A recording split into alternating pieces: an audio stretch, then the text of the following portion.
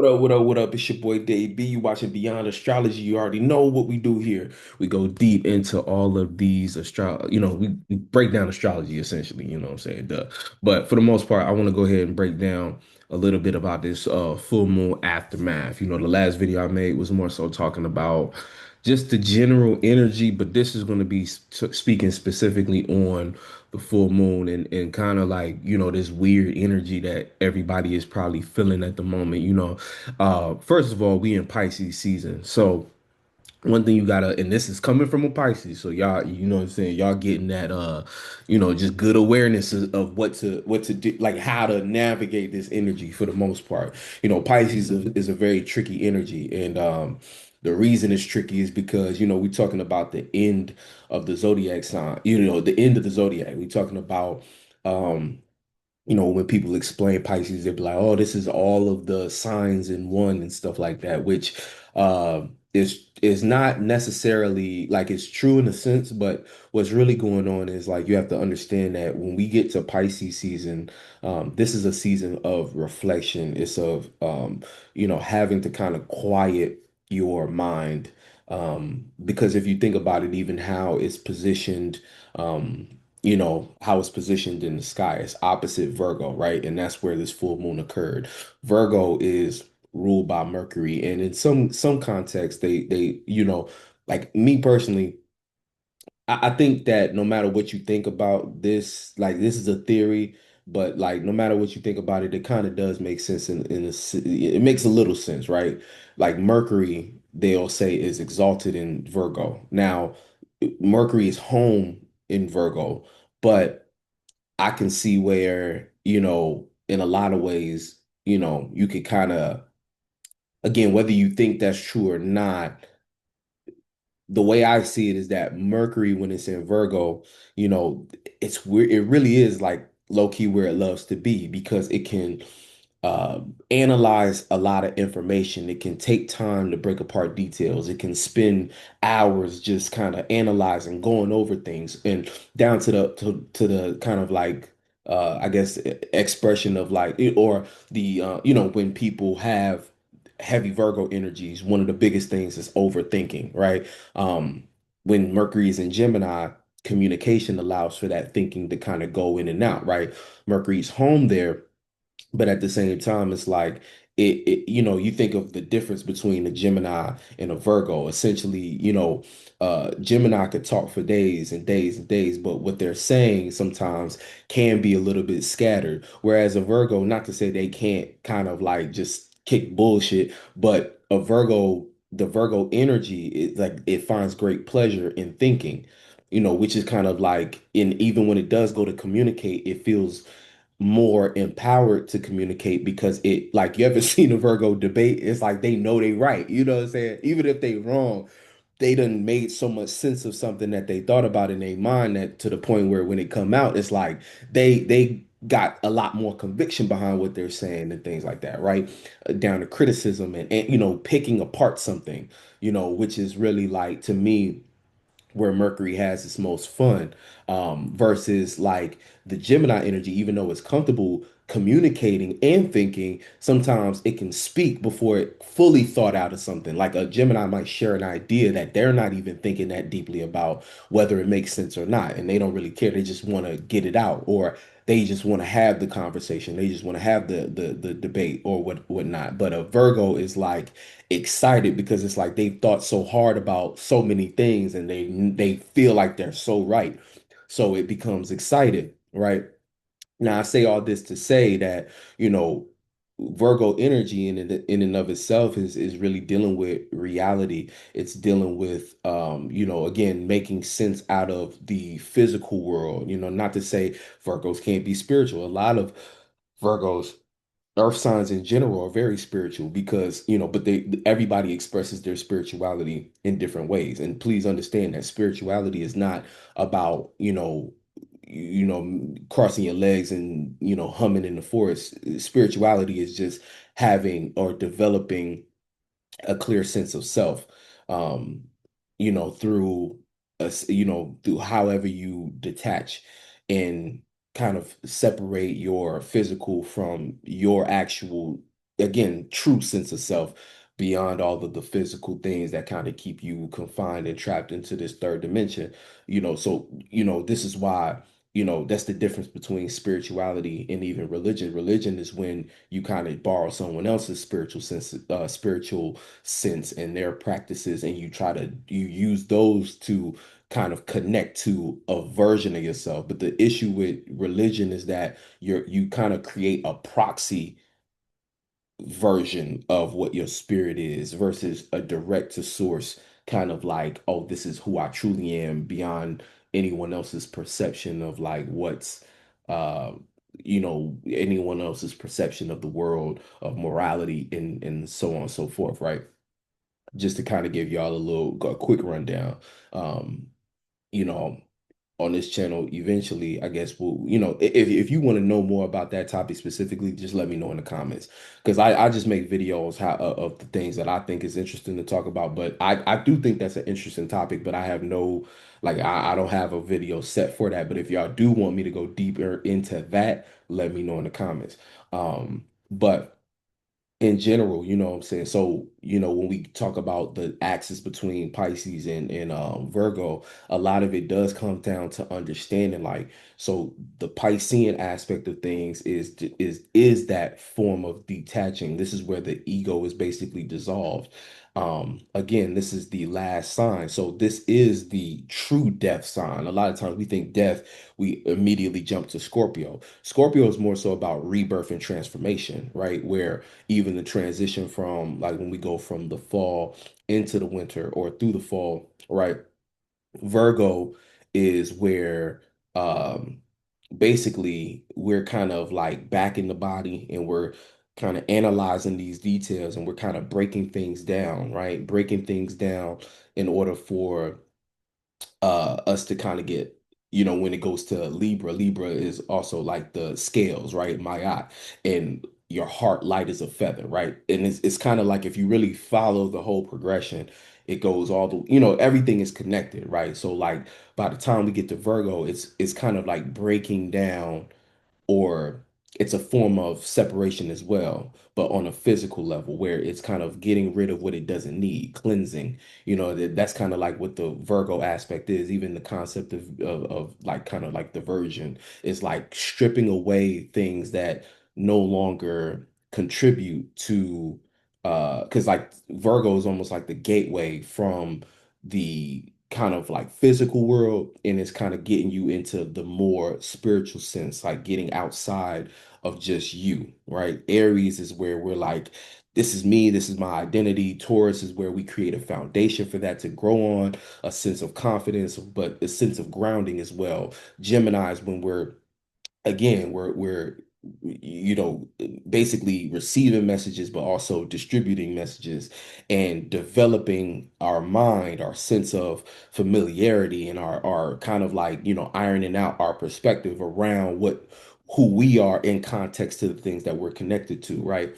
So this is like, again, even the breath, you know what I'm saying? Like when you breathe in and breathe out, it's like, you fill your lungs out. You're kind of like, you're learning how to take up space. And then the heart is where we kind of center ourselves. The heart is what we start to care about, which becomes part of our identity. This is why, like, even again, the moon sign is so much more connected to who you are, because that's what you care about. That's also what you are taught to protect. And it's protected through the sun's expression. So the sun is where the ego is now fleshed out and developed. And we could say, oh, this is like who I am. And this is, or who I am in the sense of how I now see and recognize myself, right? Who you really are is the moon, but how the sun starts to become a projection of who you think you are and what you think is most appropriate or suitable to protect what you care about, or to carry out the duties, obligations, and needs of the moon, right? So this is even giving you an idea of feminine and masculine energy, and why even relationship dynamics, in a more traditional sense, but even down to, like, for instance, if you have, like, whether it's same sex relationship and stuff, it's still the same dynamic where there is a feminine energy and there is a masculine energy, regardless of what your, your biology is or whatever. You know what I'm saying? It's still like somebody is the kind of heart of the relationship, somebody is the or the moon, somebody is like playing out the sun. And when the roles are too confused, this is where a lot of clashing goes, where you get gender wars and things like that, right? But there needs to be a mutual understanding and respect of the contract between two individuals, regardless. Even like male and females, like when y'all get together and stuff like that. Even like the kind of like just a little key is like you got to understand that relationships are whatever you make them to be. They don't have to be the same copy and paste. You just have to connect to somebody and decide and what the contract looks like. A lot of people just copy and paste contracts within relationships and don't actually read the fine print or don't communicate effectively as to expectations and things like that. Or and sometimes people do communicate their expectations, but sometimes folks don't be actually um receptive. Like, especially in today's time, modern dating then turn into like everybody is so thirsty for what they want that they don't know how to even hold space for what another, I almost said motherfucker, but I didn't mean to say that. But they don't people don't know how to hold space for what another person wants and consider whether or not that is in alignment with them. Sometimes people are so starved for connection due to other factors in the way society is constructed that yeah, people get to a place where they're like, I just take what I can get. And then months go on and they're like, wait a minute, like, hold on, like this contract comes with certain things that I'm not, you know, and even that is not the end of the world because you can come together and renegotiate terms. This is why, like, you got to understand too, like Libra, Saturn is exalted there. At the end of the day, a long-term relationship is a form of, I'm not going to reduce it to say that it's business, but there has to be, it's all about mutual exchange and harmony. And in order to establish harmony, there needs to be that one-on-one communication. There needs to be also a sense of structure in terms of, what do we really want to form here, and what do we want to establish moving forward. And this is like, again, wherever your Venus sign is, these are going to be the things you might be attracted to as far as harmony goes, right? Again, even down to love languages, I think that it's deeper than just those five love languages. It's like really to understand your own Venus is to understand how love, like, what is love to you. Or not even so much love, because I think love is a broader concept than just one planet. I think love is the collective, um the collective energies of all of your love spots that make up what your concept of love is. But if we're just looking at Venus, Venus is more so about what's pleasurable. Mars is like what's attractive to you. So you could have something that's pleasurable to you that's not really attractive to you. Venus and Mars being opposite. Like this is an alignment I have sometimes. Like where and it's not even so black and white as like, oh well, I'm opposite. I'm not attracted to the things that give me pleasure. It's not even that. It's just again Mars being desire. Sometimes the desire and the friction that's created makes it hard to appreciate something or something to that degree, or if it's a square, what's pleasurable to you has to learn from the things that cause friction that that you might desire or are attracted to.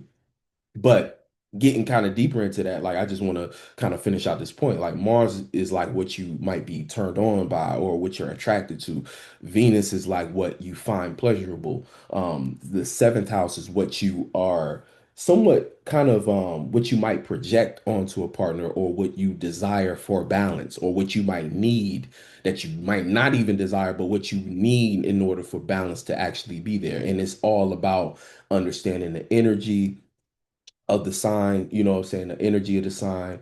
For Venus and Mars, it's looking at the house and kind of understanding uh in what ways that will be kind of, I look at the house as how energy is facilitated. And then I look at the planet as like the thing, like the sign of the planet is like what is the thing, or the sign of the house is like what it is.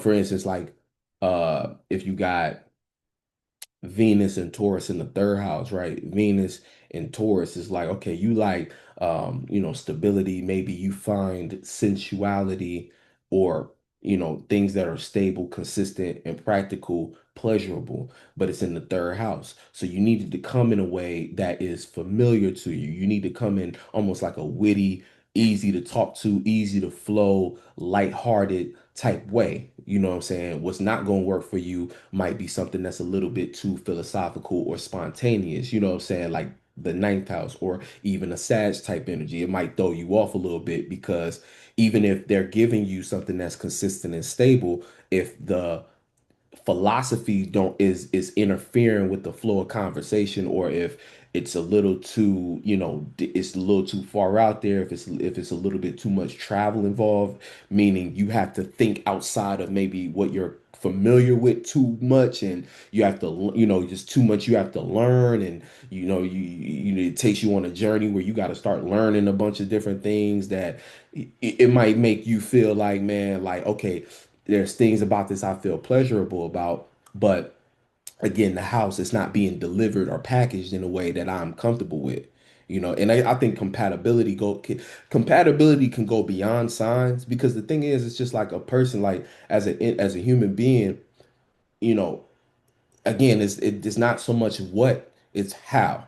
So how something is being done really is a determining factor for whether something is going to work compatibility wise. You know what I'm saying? But sometimes, and again, the way social media has their like kind of like created this I guess pocket or this algorithm of like microwave psychology and microwave therapy speech and stuff like that.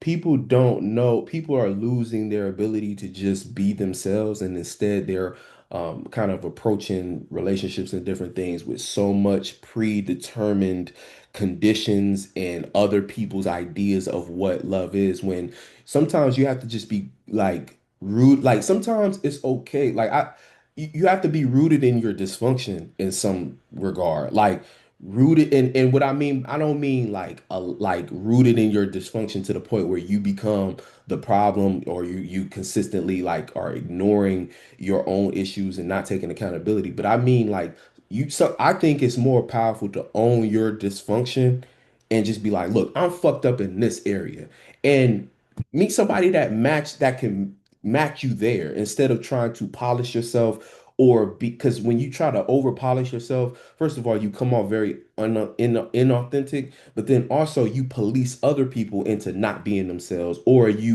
over you create so many stipulations and premeditated red flag, like a whole even concept of red flag. Like only red flag you should really be concerned of is whether or not somebody's energy makes you feel like you want to be there or not. Like I don't know. Like if y'all get what I'm saying, like the real red flag is if you like it or not. Because some, I feel again, attraction, back to what I was saying about Mars, like there has to be friction, and everybody comes with some kind of baggage. Everybody's going to come with some kind of energy that you are unfamiliar with, because they literally come from spiritually a different space, but also physically, grew up different experience that shaped how they see the world and things like that. And I just feel like sometimes people want to overprotect themselves out of experience. You get what I'm saying? Out of just experiencing people. And so you get a lot of like real stuck up energy, or energy blockages that prevent authenticity and genuine connection and things like that. And again, some people go through real trauma that puts them in a space where it's almost impossible for them to date at the moment, and they just got to go through what they're going through. But I don't know, the world has become so weird and kind of like overly it's almost like, and this is what I kind of see with that Uranus and Gemini energy, too smart for your own good, too smart that you're dumb. Like, you know what I'm saying? Like it's almost like it's so much information out that people are not thinking for themselves. And that is to me the issue with Uranus and Gemini. I really, really don't fuck with that that alignment. I ain't gonna front. Like I was talking about how it's the age of bad advice back when Uranus touched Gemini back before the retrograde and stuff. But like I it's one of those alignments or yeah, transits that just makes me sick right now. You know what I'm saying? Because I see it as like people just ignoring their own sense of like what makes sense and just spewing out bullshit that they regurgitated from something that their algorithm fed them. And you got a lot of people speaking with such confidence and conviction about things that you don't really even know like whether these people know what they're talking about or not. And a lot of people are just again microwave knowledge, microwave as information. They're typing a prompt in the chat GPT to give them a script and they're reading that shit verbatim. And you can tell you like the ones who see can see this like really pay attention. Like sometimes, and this is like that content thing, short form content and just people's brains being fried. Like you can tell when something is microwaved, when a person is reading a script. No, it's not this, it's this. Like, bruh, come on. Like nobody is really like part of what made YouTube so fascinating and like really made it pop was that people were in what social media was at the beginning when people first was making content was there were people who critically thought about things and used the platform to communicate effectively or maybe ineffectively. They just communicated their real shit. And that to me is the magic of what this was. But now what you got is an oversaturation of people with just again, everybody thinks that they want to be a content creator to escape the system, not understanding they are an active participant in whatever system they think they're trying to run from. And they are making it worse because they're not even adding original thought or critically thought out shit to the pot. They're just again, easy bake oven ass knowledge. Like, let me chat GPT a script about this psychology or something like that. And then you get people with no actual life experience trying to be rich or go viral off of just kicking bullshit, And I like I'm always gonna lean on the side of like the real shit will prevail and all that. But like, man, if we being real, bro, that ain't even necessarily the case. Like, I think, like I said before, the real recognize real. Those who really know are gonna know, and but the vast majority of people are okay with the pop culture because they don't think deeply about anything in their own lives. So this is kind of like even getting to the point of what this full moon is revealing is like stop overworking yourself in areas that don't make sense to overwork. What I mean by that is that the rat race of society and life and the pressures that come with trying to hustle, again, third dimensional shit, things that come with Virgo, the very real stress of whether or not your finances are good, your job and things that keep you rooted and connected to the material world. The full moon should have put you, if you've been planting the right seeds, you should have had enough space to reflect during that time. Hopefully you did. You know what I'm saying? Hopefully you had enough space to reflect, even if you did have to go to work and do your thing and stuff like that. But, you know, a lot of this is in which you'll see, like a lot of people talking about, a lot of this energy is about saying no to the hamster wheel, the cycle that keeps you exhausted, so exhausted that you cannot develop a strong connection with God, with spirit, with yourself. You get what I'm saying? Like this really is one of those energies that when it comes down to it, that's really what it's about. The Pisces Virgo axis. It's like sometimes we get so exhausted with what we're stressed about, and what we're stressed about comes from most of the time physical shit, my job, how much money I'm making, what money I'm not making, what other people need from me of service. Like, shout out to the mothers, shout out to the parents, to the fathers as well, with hella responsibilities that keep you so again stretched, that keep you so all over the place that like where is the time that you've carved out to just be, to just exist, to breathe for a second and connect to something that helps you stay, because see what Pisces is essentially, again, yeah, it's dreams, but think about what Pisces is composed of: Jupiter and Neptune, right? This is where purpose is formed, in the root of belief, like what you believe. And understand that belief is tricky because it's mutable. a lot of times we believe things based on what we've received and what we've internalized and concluded about the world around us, right? The meanings and reasonings that we have associated to different experiences. And sometimes, just like Pisces, when you're dealing with a mutable energy, this is environment. They always say environment is so important. The reason Pisces energy could feel like a victim is because if you don't, if you don't, and this goes for any mutable sign, if a mutable sign doesn't take ownership and authority over where it wants to flow, it can become poisoned by the environment it's around. It can become corrupted by its proximity. Mutable signs don't have the same protection that a earth sign, not an earth sign, that a fixed sign might have. Like a fixed sign's strength is staying rooted in itself.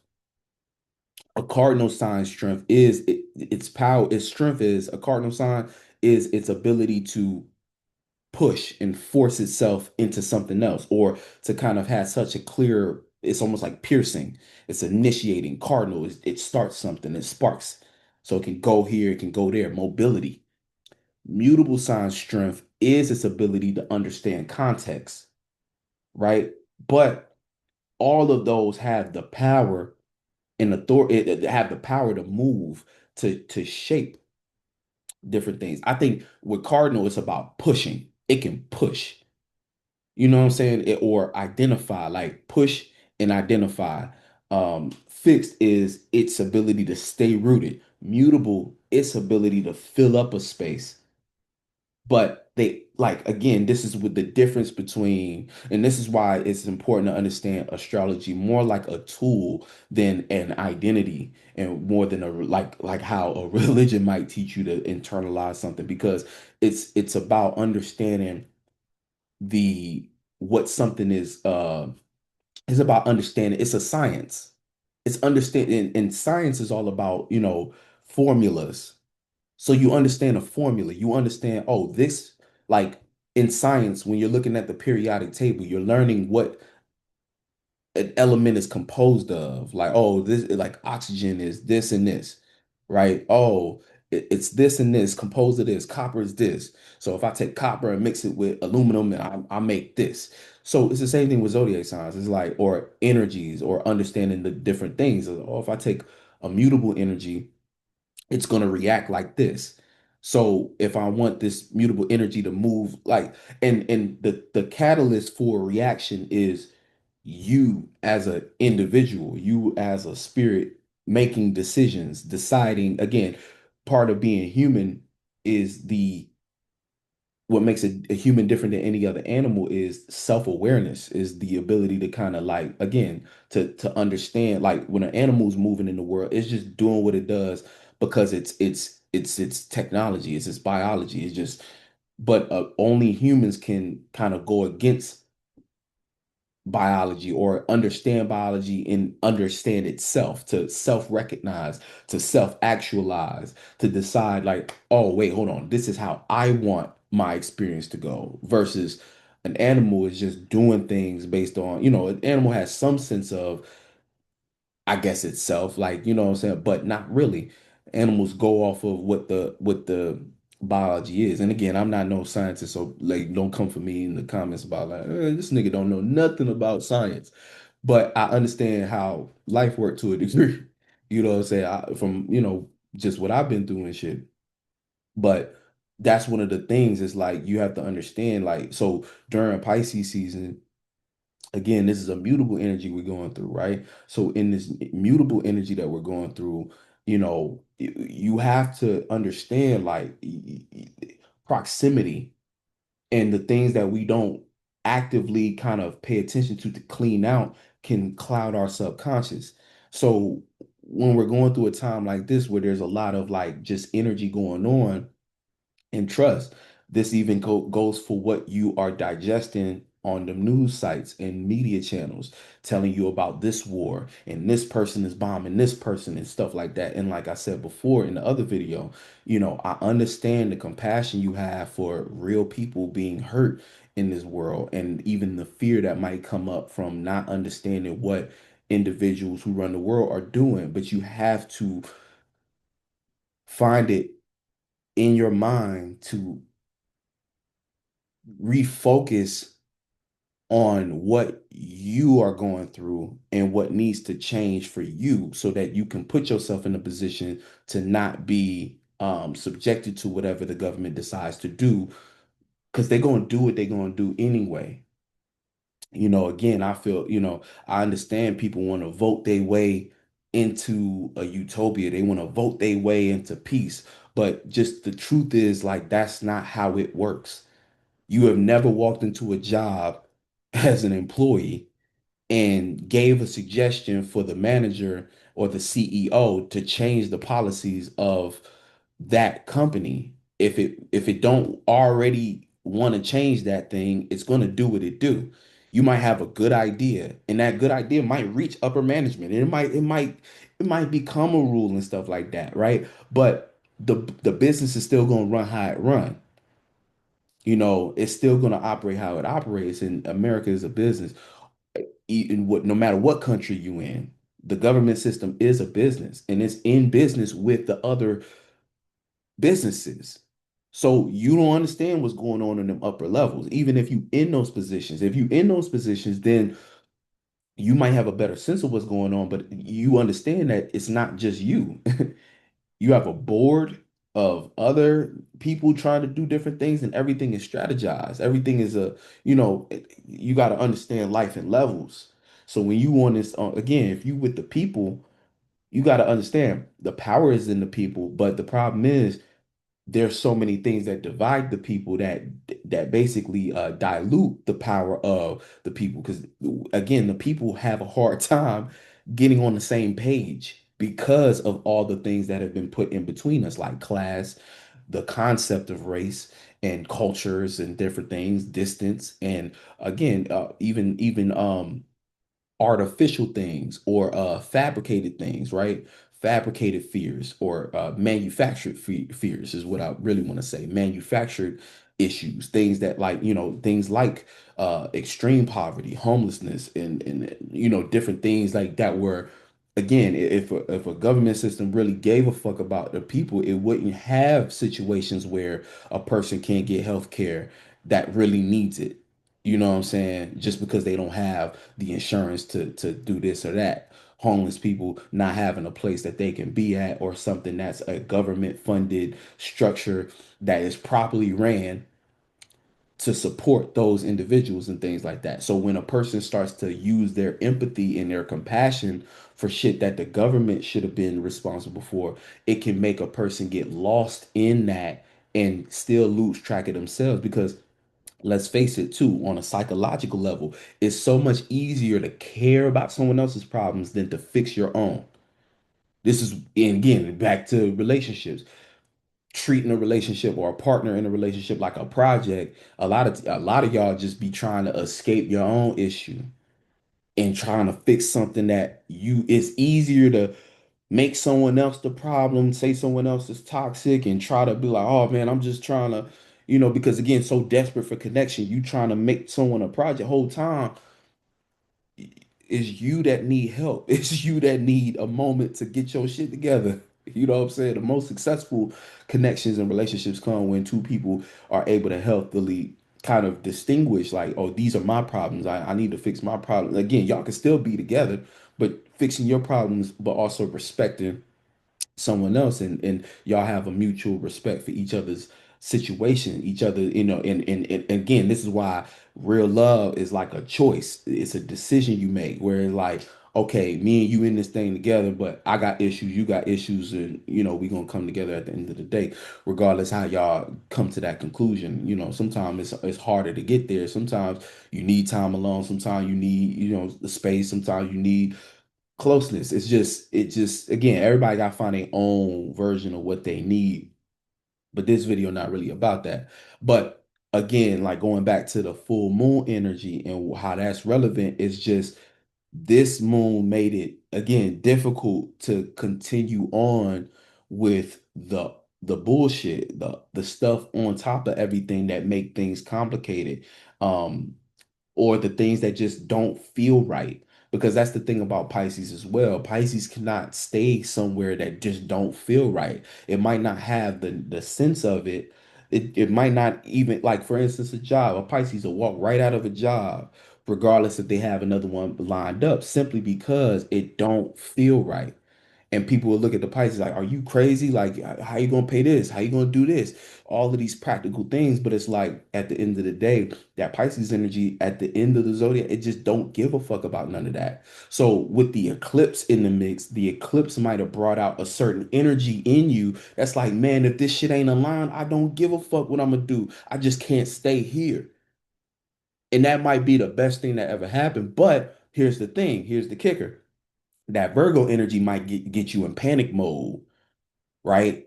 It might get you in panic mode, but you gotta breathe through it.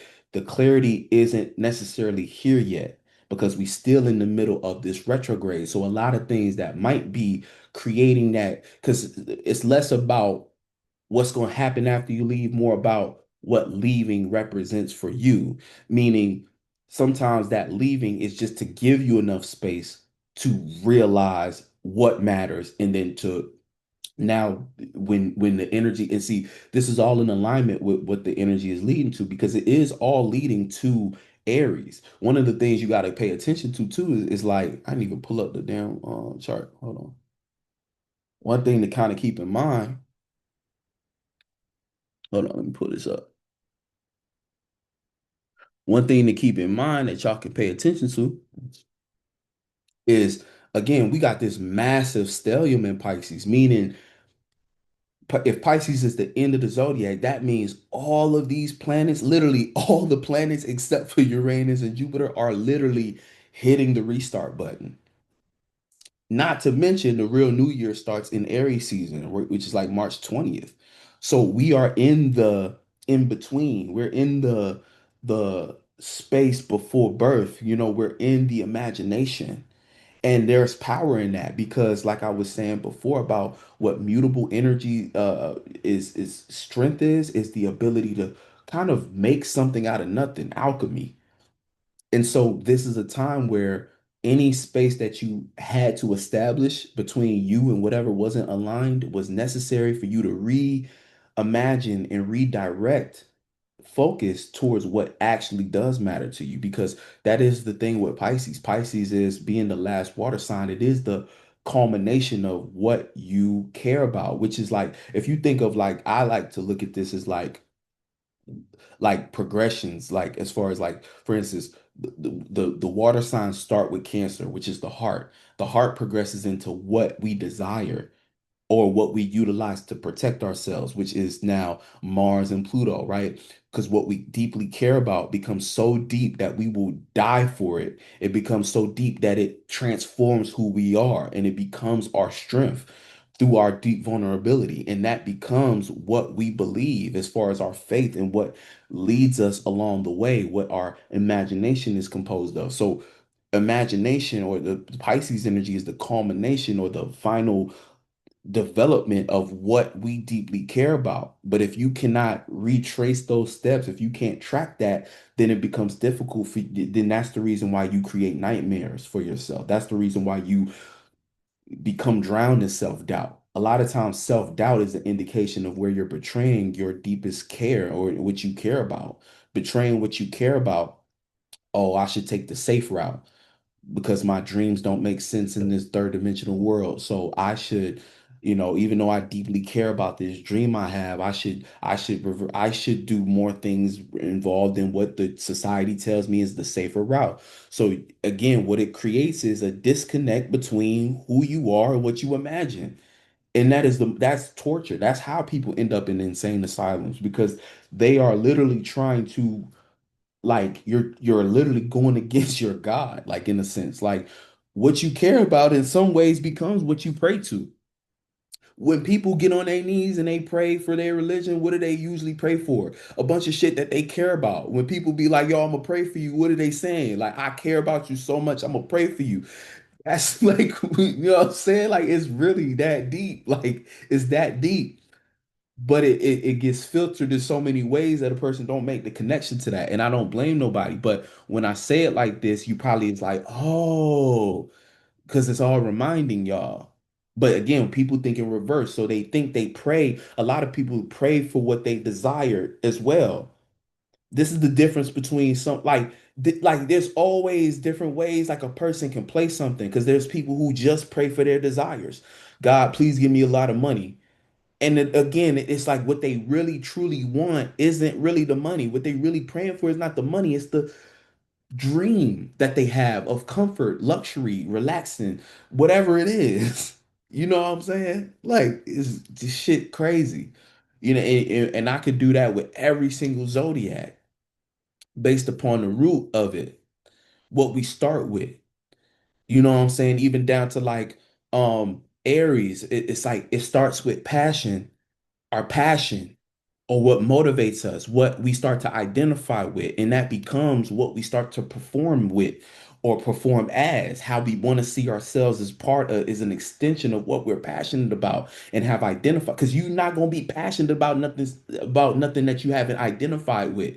When people go to war with something, it's because they identified with it, right? But they give you artificial shit to get mad about. They give you all, but a lot of times your frustrations point right to your purpose. It point right to what your expression becomes, right? And that expression turns into philosophy because through the process of you fighting for that thing, you learn and you expand your awareness about that thing. So you know, your philosophy is a culmination of what you were once passionate about or what you identified so deeply with. Maybe not as deep, but you identified with it to the point it fired you up or it frustrated you so much that you had to learn about it. The most wise way to deal with something that frustrates you is to learn about it. And then it doesn't, it again, just like Sagittarius, it dissipates into understanding and wisdom, knowledge. You get what I'm saying? So even down to, and this is where they tell you knowledge is power. Knowledge is power, not because, oh, if I learn a lot, I'm strong. It's because a lot of times we don't know how to use our passion and our strength and our anger and frustration until we get wise and learn more about how, oh, now I'm not just throwing punches. I know an intelligent way to attack something. Or I know how to protect myself in a way I don't have to let certain things on the surface affect me, right? Down to Taurus, Taurus, grounding, right? So Taurus is like self-esteem, right? Self-esteem going to Virgo is like upkeep, Venus, right? Even down to like, you know, what we have or possess as a value starts with what you know our values certain like they create the stability. Our values create and shape our self-esteem in a lot of ways or our found and self-esteem is kind of like a foundation. Self-esteem becomes you know, what is precious to us. And that should be yourself, right? Self-esteem. But it's also like value, finding value in yourself and what you have to offer to the world, right? That is your money maker, right? But in order to convert that into money or anything of value, because it's like it starts as your value, but then it turns into Virgo, which is service. So that value is now turned into what you can do for others or what you can start to almost like distribute, right? It starts to become what you upkeep as well, because part of Virgo is polishing and keeping something clean, keeping something up to date, keeping something like in that comes from information that comes from a certain level of attentiveness and focus, and then that turns into Capricorn, which is now something that you can broadcast, distribute, or basically facilitate through either you having the resources or the resources coming in. It can generate resources, but it also distributes resources. That becomes Capricorn, you know, and then Gemini. Um, when when it comes to relations, communication, right? Communication for many different things become communication with individuals one on one to create balance. The more you know, the more you can create harmony because you have different ways to attack a situation to intellectually, and then that creates a balance or some form of back and forth, like ping pong, being able to communicate back and forth. And then it becomes the mentality of being able to organize and function and kind of having an original thought. A lot of times, original thought or innovative ideas come from the collection of many different ideas just seen through a different perspective. But then teamwork added to create new balance. Again, my strengths complement your weaknesses and your weaknesses get complemented by my strengths, and that creates the harmony of a whole organization. Communities are built from conversation, common topics. Well, honestly, communities are built by many different conversations that turn into a central philosophy and things like that. So far, it's just how I be having fun with this shit, man. Like, this shit is fun to me. But yeah. But getting back to this full moon, so like, again, we have all of these planets in Pisces. Essentially, again, first up is going to be Venus going through Aries. Venus going through Aries is going to be a new way. Venus is being rebirth. It's coming back alive. It's like it's now back on its cycle. It's like first things first. This is why a lot of the detachment that might come from all this Pisces energy and this full moon in general is ultimately positive for you because it's allowing you space for a reframe of like, okay, well, how do you really want to go about life as you know it, life as you know what I'm saying? All this fire horse energy, it's like if you think of a horse running free, it's trying to release you from shackles that keep you tied down to, again, old cycles, old things that just don't make sense now, especially not in this new world. A lot of people's whole reality is being flipped on his head. But see, the thing is, you might feel lost and like you don't know where to go. You might feel like certain things have been broken and you don't know how to reestablish or what is real. But the whole thing about it is, this is a beautiful time for you to now reconstruct it. But see but let me be clear though, right now is not necessarily the reconstruction. Right now is more about the self-discovery through the separation. And you got to understand like the what we're energy we're going into, because usually Pisces is like the great connector, because just like the ocean, it connects all the different bodies of water, it connects everything, right? Almost like how like you look at the earth and stuff, it's like little bits of land connected through water. Like, so Pisces is like connecting things, but you got to understand the bit based on what I'm seeing from just like how these, what we're dealing with. A lot of this is like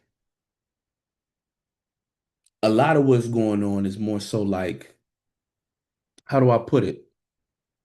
A lot of what's going on is like, it's almost like we are finding a connection, but the connection got to be, what we're really connecting to is what's more so aligned with us. You know what I'm saying? Like what was connecting is more so what's aligned with us. Like it's not so much about, because like this full moon, it hit a lot of it hit pretty much all of the planets at one time. And Virgo is like, again, being that it's an eclipse and then it's in Virgo, it just created that need to kind of like almost like, when we look at the full moon is always the energy we gotta chill out on.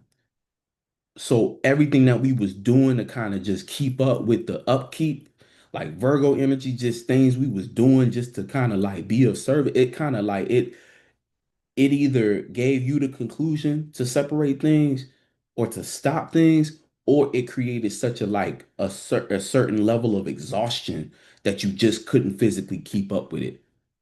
Because the way I see it is like all of this energy over here is overpowering the moon, no matter how strong the moon is. The moon always got power to it, but literally everything else on this other side, most in Pisces, a little bit in Aries, and some in Aquarius, it just overpowered the moon to the point where the moon got to be like, damn. And then also it's sextile Jupiter in Cancer, which gave the opportunity for wisdom to be there if you just took a look within about what you care about. What you care about is the only thing really expanding right now.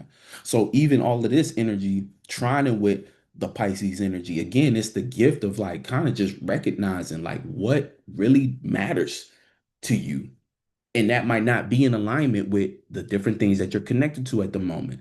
So what it did was like kind of like a self-purifying system, right? And this is not to get in your mind and point out the different people that left or the people that you left from and the things that you left and the things that you walked away from. It's not about trying to make them the enemy, because a lot of y'all like to create enemy hero stories and stuff like that. And everybody got main character syndrome and think, oh, everything against me or doesn't feel right with me is wrong and the enemy. And that's not even the case either. It's just about truth.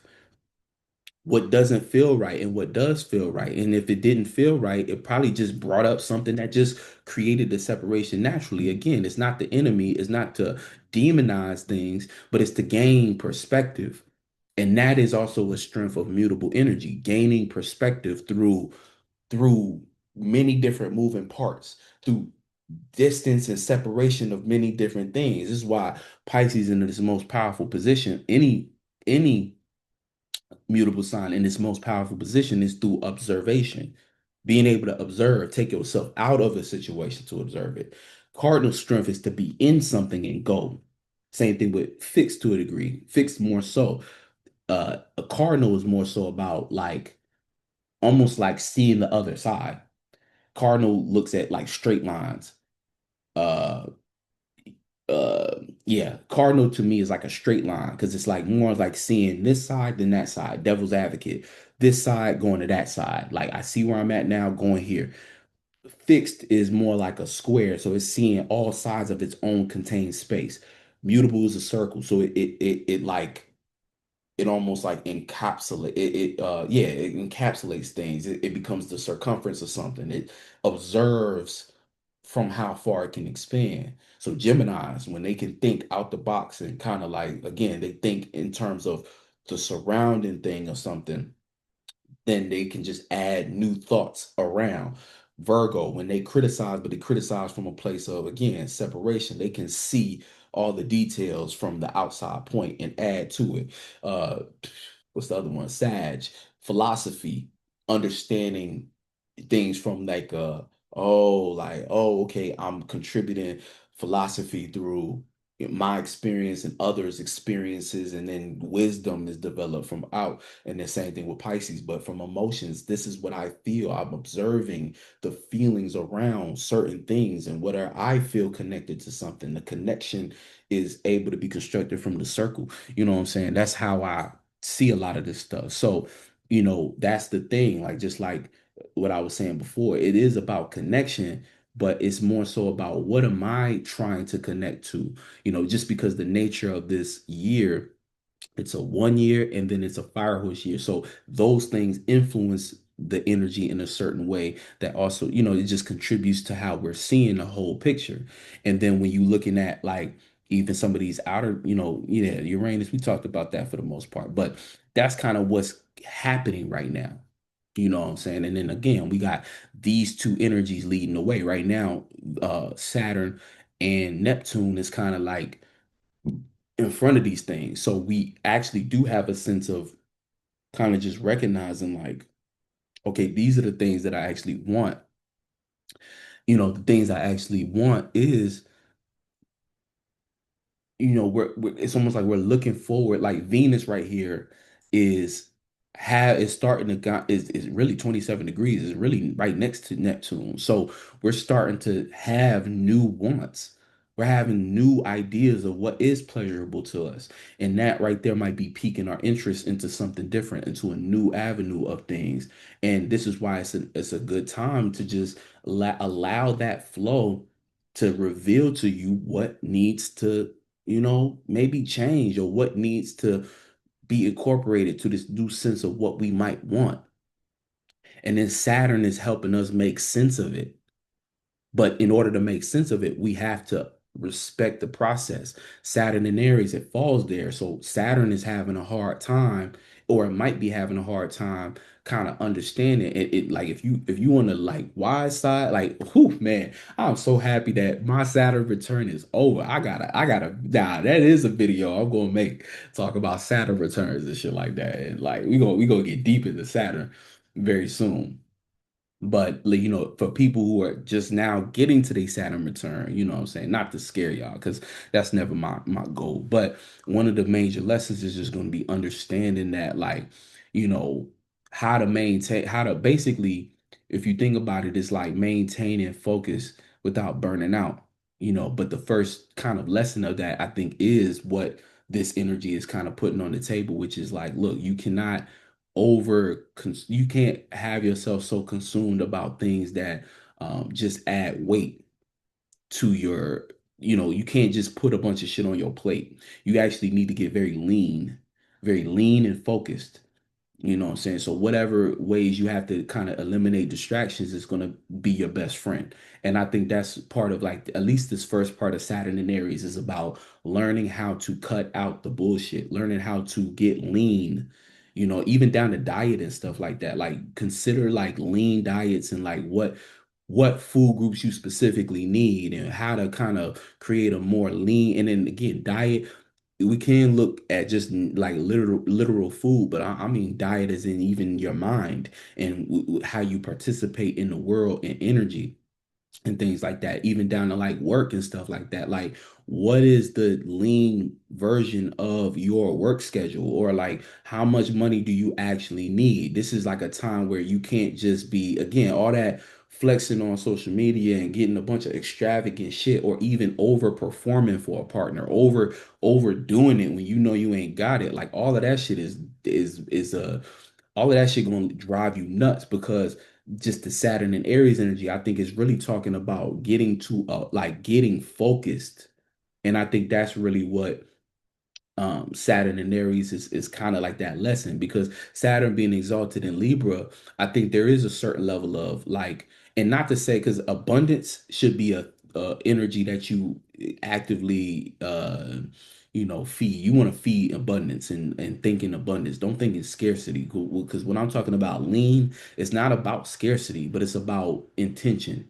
It's about, you know, I could eat a whole smorgasbord of a bunch of shit, but I just need some protein, some carbs, and some vegetables. Like, I just need that for what I'm trying to get done. So it's about being selective, intentional, and purposeful, about what it is that you're going to engage with or interact with, versus being overly, again, like when Saturn is in Libra, I think the whole idea is, having more. And I think I look at, again, it's a Venus rule sign. So it's not even really considering what about being lean. It has so many options, like even down to like, like if you think about it, how they say it's not what you know, it's who you know. They even having a bunch of connections and stuff like that. It benefits you in the way of having many different minds and resources you could pull from, you know what I'm saying? Because it's next to Scorpio, it's about relationships. And when you got a lot of relationships, think about a girl who got a lot of dudes in her phone that she could call for different things. It's a one-on-one connection with a bunch of dudes. It's a bunch of resources she can get just off of that, you know what I'm saying? Not to pick on y'all, but that's an example of that, versus when you're dealing with Aries energy, a lot of times all you got is yourself.